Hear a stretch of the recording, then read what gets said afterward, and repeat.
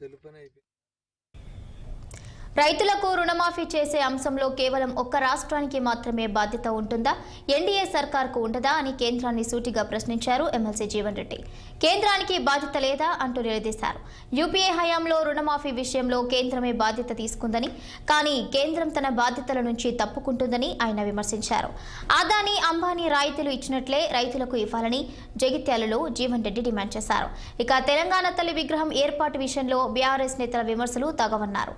తెలంగాణ తల్లి అనేది సామాన్యుల తల్లి అని, అన్ని వర్గాలకు అనుకూలంగా ఉంటుందన్నారు జీవన్ రెడ్డి.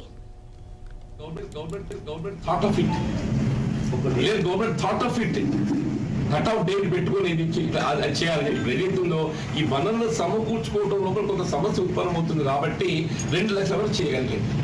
ఈ భయపడ్డది ఏదైతుందో ఆర్థిక వనరుల సమకూర్పు అనేది ప్రధాన చెప్పారు. అందుకే నేను కేంద్ర ప్రభుత్వాలు విజ్ఞప్తి చేస్తున్నాను.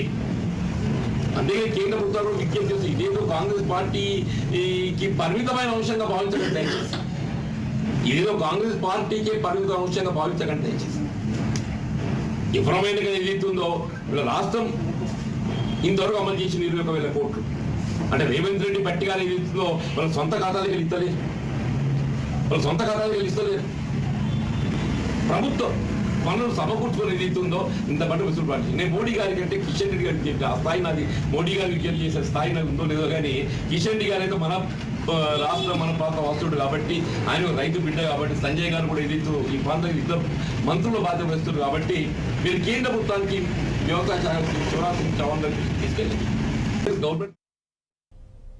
Hyderabad city police commissioner